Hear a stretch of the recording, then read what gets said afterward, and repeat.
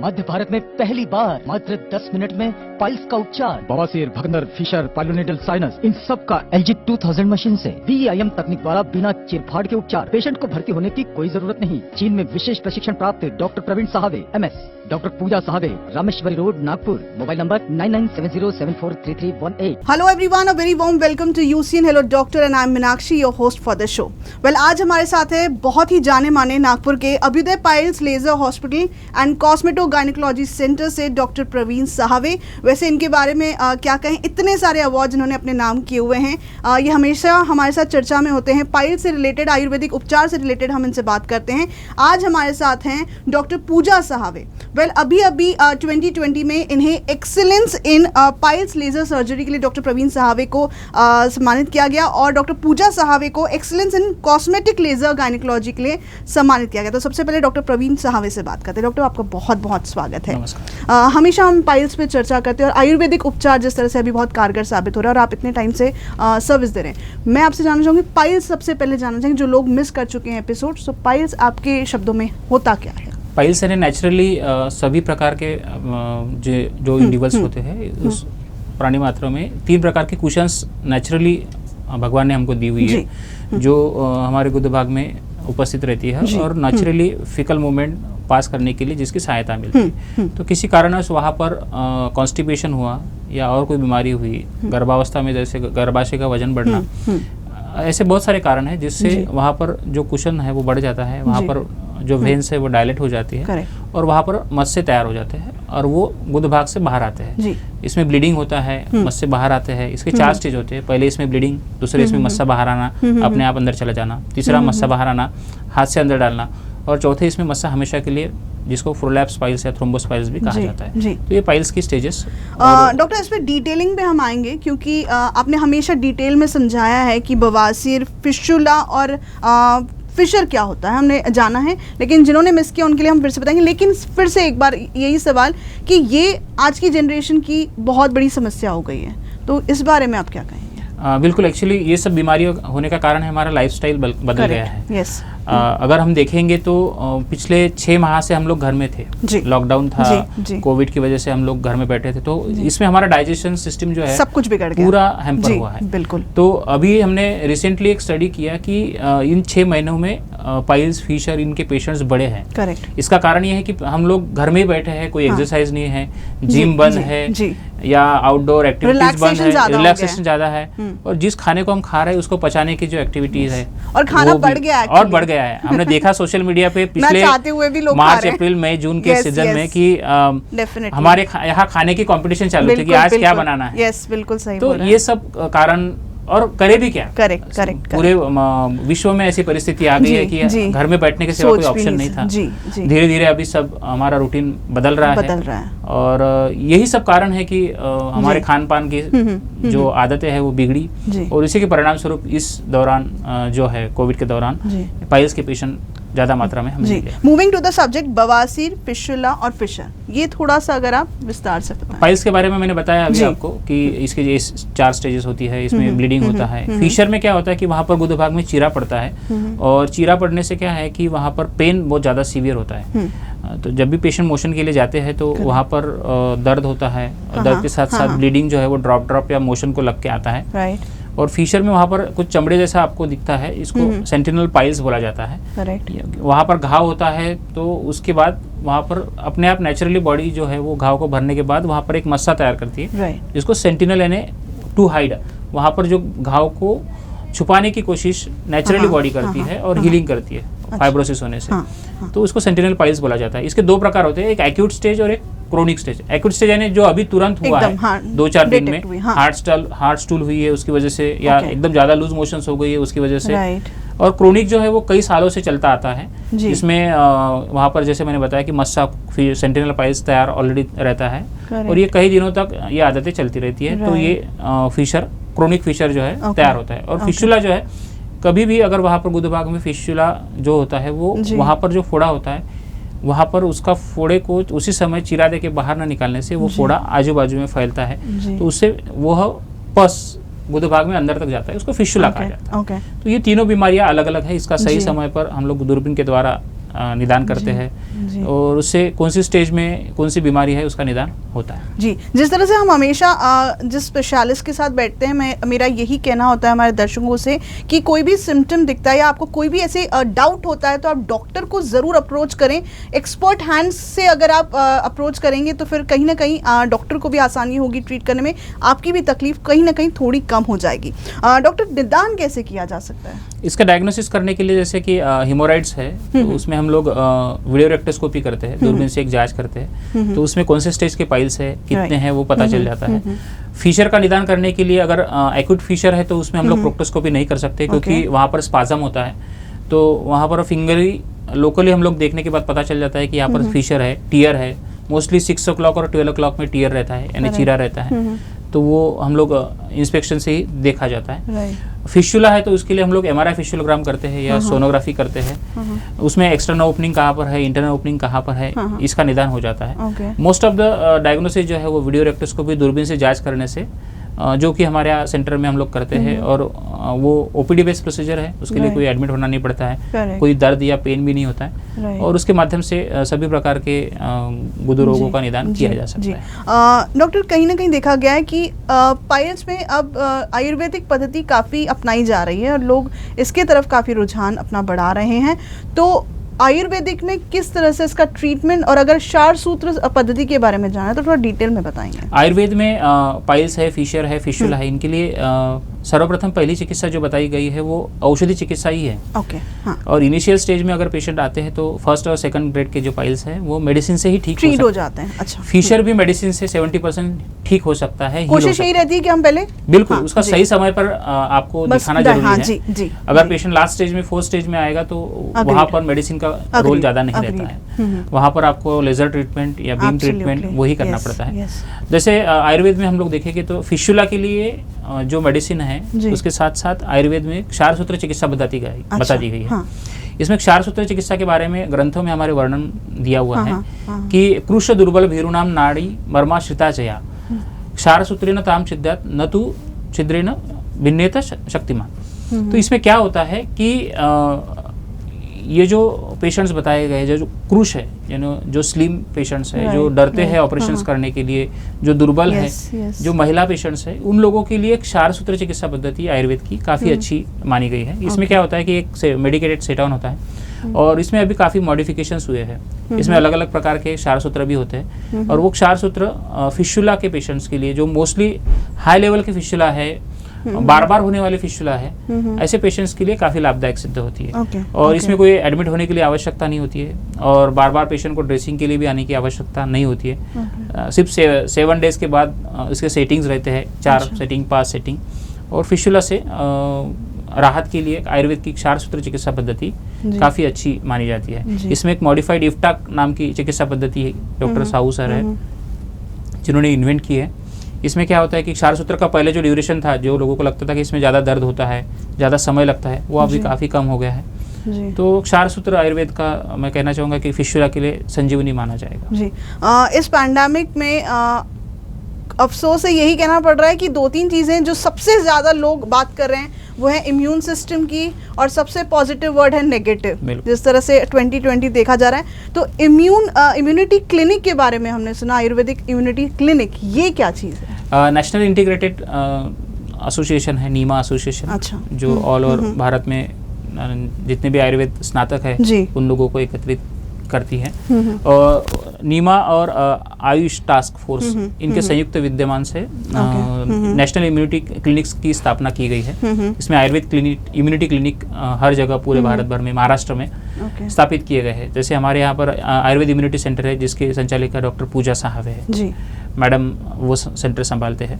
तो इसमें हम लोग क्या करते हैं कि पेशेंट्स के खान पान, रहना, आपका रूटीन दिनचर्या, इसको हम लोग अच्छे से समझाते हैं।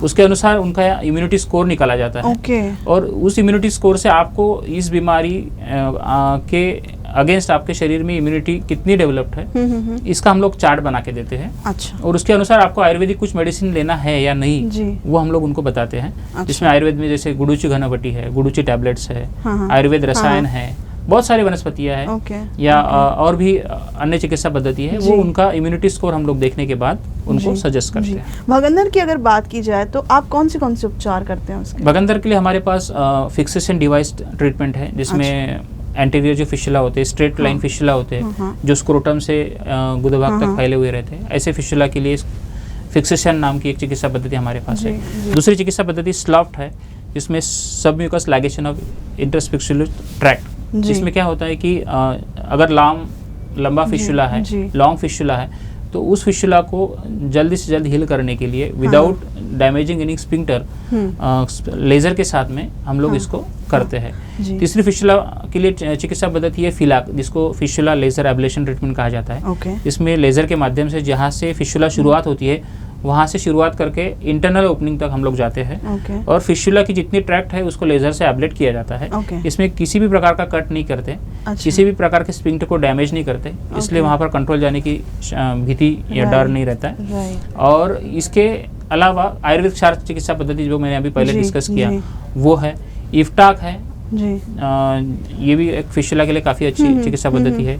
नेचुरल जो छेदन कर्म या फिशुलेक्टॉमी जो ट्रीटमेंट है वो भी हम लोग करते हैं। तो फिशुला का टाइप्स, कौन से टाइप्स का फिशुला है और कितनी ड्यूरेशंस है, उसको ध्यान में रख के हम लोग कॉम्बिनेशन ऑफ थेरेपीज करते हैं। जी, मेडिकल इतना एडवांस हो गया और कहीं ना कहीं अब लेज़र का जो काम है वो बहुत आसानी से अवेलेबल है।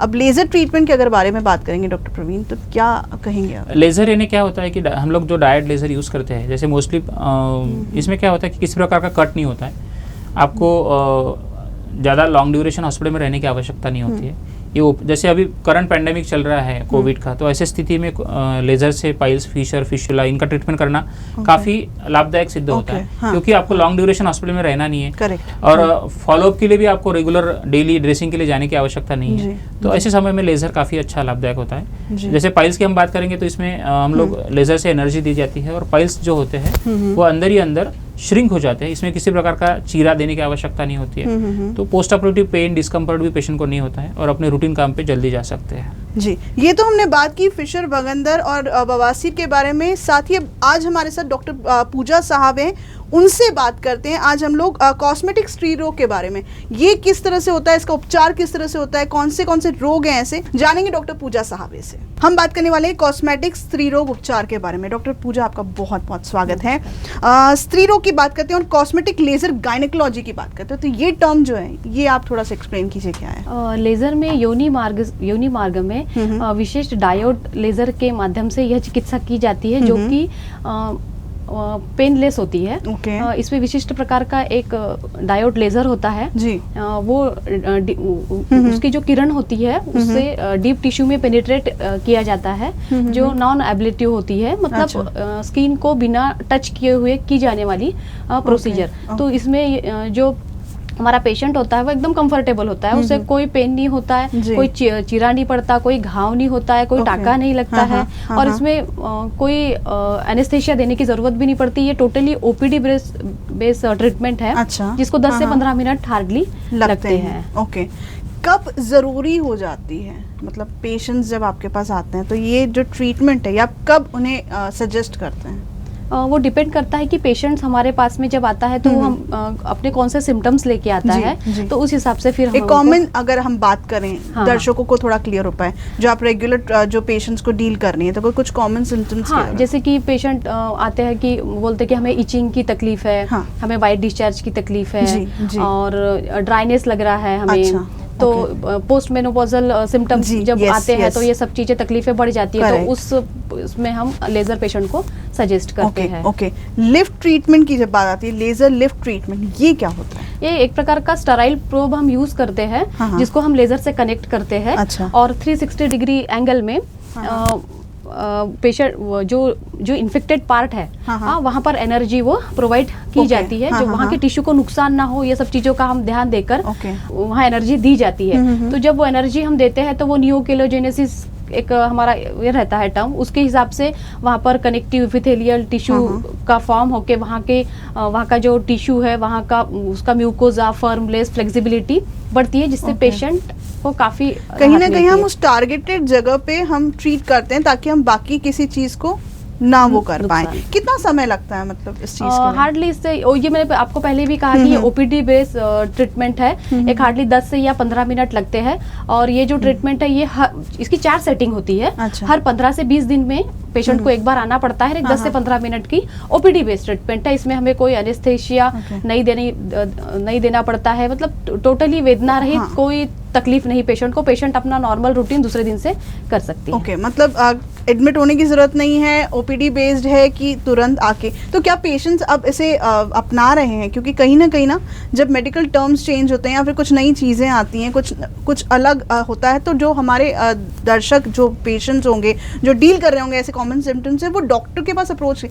तो क्या अब ये लोग अपना रहे हैं इस चीज़ को? हाँ, जो जिस पेशेंट को तकलीफ है, हम जिस पेशेंट को हम समझाते हैं कि नहीं अब आपको अगर ये सिम्टम्स है, अब आपको ये है, तो अब आपको ट्रीटमेंट करनी है, तो पेशेंट करते हैं हमारे पास में और बहुत हद तक उस पर फायदा भी होता है। ओके, कहीं ना कहीं जब आप इतने पेशेंट्स को डील कर रही हैं, मेरा एक सवाल ऐसा बनता है कि मेनोपॉज एक टाइम था, जब हम लोग इतने टाइम से हम डॉक्टर से बात करें तो मेनोपॉज एक स्पेसिफिक एज के बाद कहीं ना कहीं ये होना जायज़ था, लेकिन अब जो है एज लिमिट जो है वो अब धीरे धीरे कम होती जा रही है।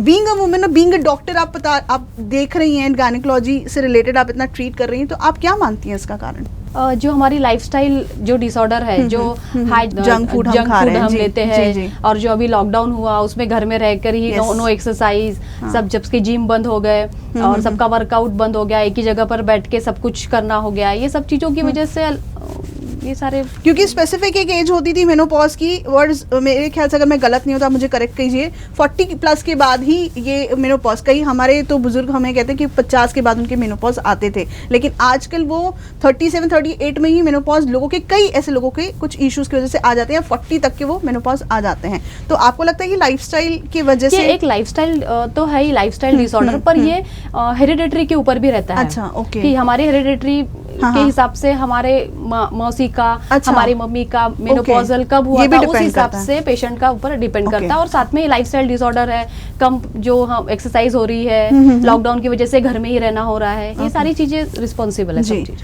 कौन सी बीमारियों को अगर हम लोग फोकस करें और हम लोग बात करें तो गायनेकोलॉजी और लेजर जो स्पेशली है वो पॉसिबल है और की जा सकती है? हाँ, मैं ये आपको ये जो क्वेश्चन का आंसर एकदम डिटेल में बताना चाहूंगी। जैसे GSM करके लिए एक होता है, genito urinary syndrome of menopause. अच्छा। तो साउथर्न अमेरिकन जो एक लैब है, वहाँ पर ऐसा एक रिसर्च हुआ है कि 2025 तक 1.1 बिलियन महिलाएं इस रोग से संक्रमित हो जाएगी। तो ये है क्या?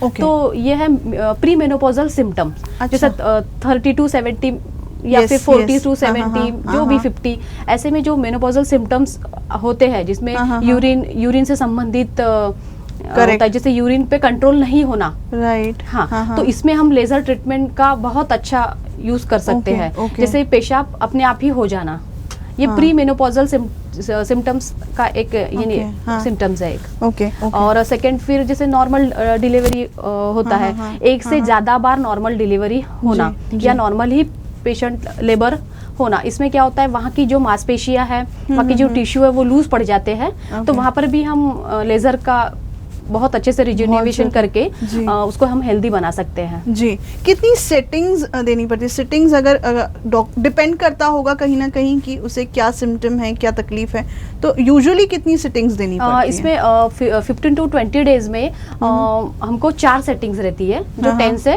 25 मिनट्स का एक सेटिंग होता है, but after 15 to 20 days.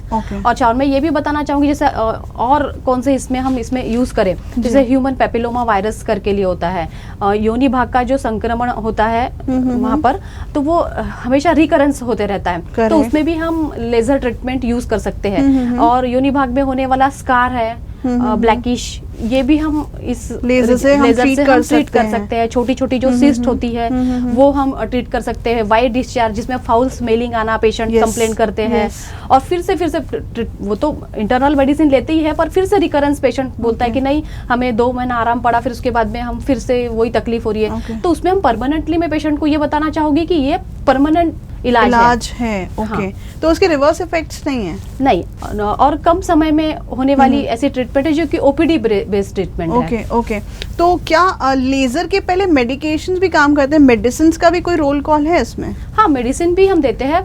Patient हमारे पास किस सिम्टम्स के साथ आता ये है, बहुत डिपेंड करता है। कितने हाँ, उम्र का है पेशेंट, हाँ, और क्या क्या सिम्टम्स है नॉर्मल लेबर से, और उसको किस चीज से तकलीफ हो रही है, खुद कौन सा सिम्टम्स वो हमको बता रहा है, उस हिसाब से फिर हम इंटरनल देना है मेडिसिन या लेजर ट्रीटमेंट देना है, ये हम किस डिसाइड एज ग्रुप करते की हैं। महिलाएं ज्यादा आप देख रही हैं कि इस अभी सिनारियो तो ऐसा चेंज हो चुका है कि पहले तो बड़े बुजुर्ग कहते थे कि हमें परेशानियां होती थी, लेकिन अब जो है अब एज लिमिट नहीं रही है, अब टीनेजर्स को भी कहीं ना कहीं तकलीफें हो रही हैं और आफ्टर 20 आफ्टर 30 भी तकलीफ हो रही है। तो किस एज ग्रुप में ज्यादा देखा जाता है और उन्हें ट्रीटमेंट करने की जरूरत पड़ जाती है? मैं आपको ये बताना चाहूंगी, जैसे स्ट्रेस यूरिनरी कॉन्टिनेंस करके लिए एक सिम्टम्स होता अच्छा। है, वो 30 से 70 एज के महिलाओं में सब ज्यादा देखा जाता है। तो उसमें क्या होता है, जैसे एब्डोमेन का प्रेशर जब पेल्विस पे बढ़ता है, तो जब महिला एक्सरसाइज करती है, छींकती है, खांसती है, तो उस टाइम यूरिन कंट्रोल में नहीं रहती, अपने आप यूरिन हो जाती है।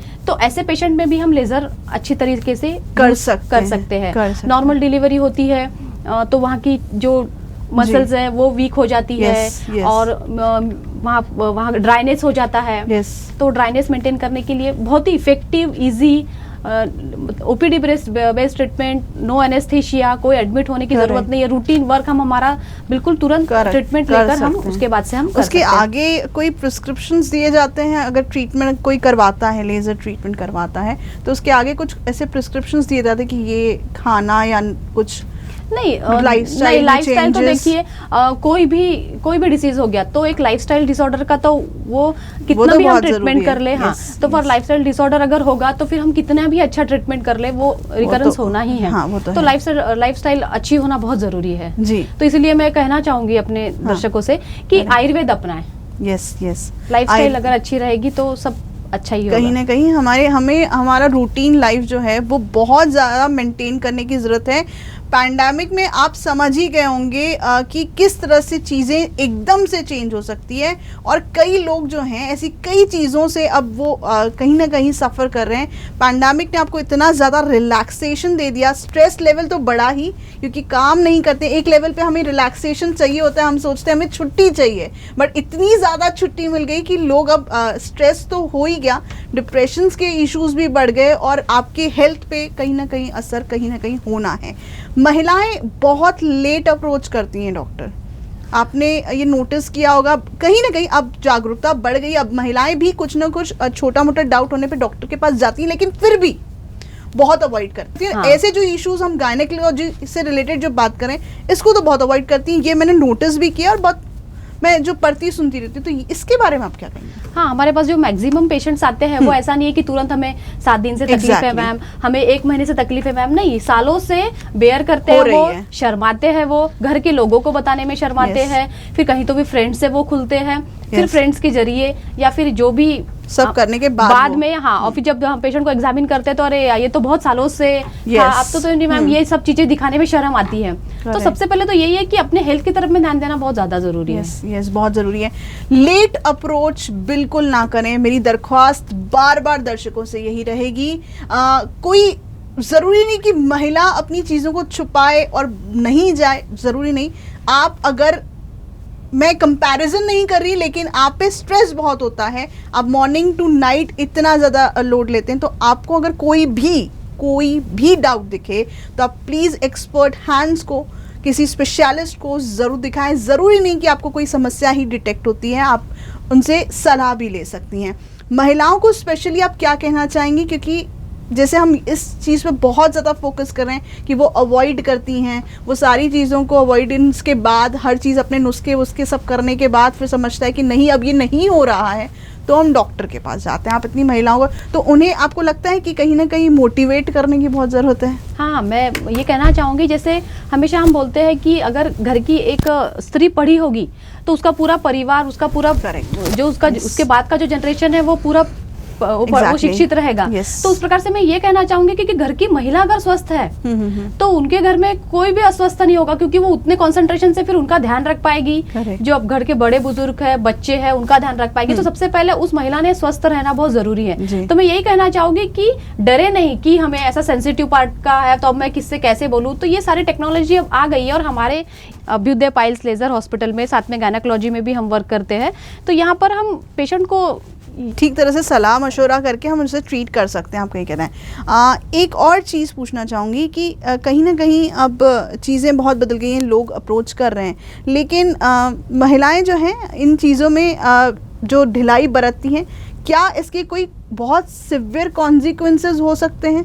अगर इन चीज़ों को हम रिलेटेड जो बात कर रहे हैं, जो अपने सिम्टम्स होता है, अगर इसे अवॉइड किया जाए तो क्या सीरियस कंडीशन ऐसी कोई आ सकती है? ऐसा कभी आपके साथ हुआ है कि कोई पेशेंट बहुत ऐसे उस चीज़ को, उस कंडीशन बहुत सीरियस हो गई हो? जैसे अगर वाइट डिस्चार्ज की तकलीफ है, घर का जो सुख है वही ये हो जाएगा, तो वो सीवियर कंडीशन में जा सकते हैं। डॉक्टर पूजा साहब, आपकी सारी जानकारी कहीं ना कहीं हमारे दर्शकों को ज़रूर काम आई होगी। तो बस जाते जाते यही कहूँगी कि किसी भी चीज़ को आप बिल्कुल अवॉइड करने की कोशिश ना करें।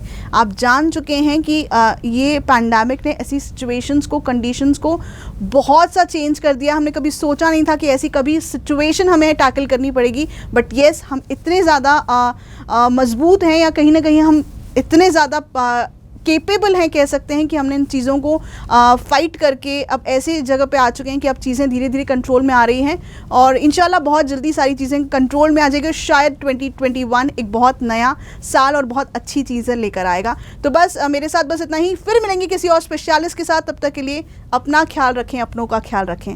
नमस्कार।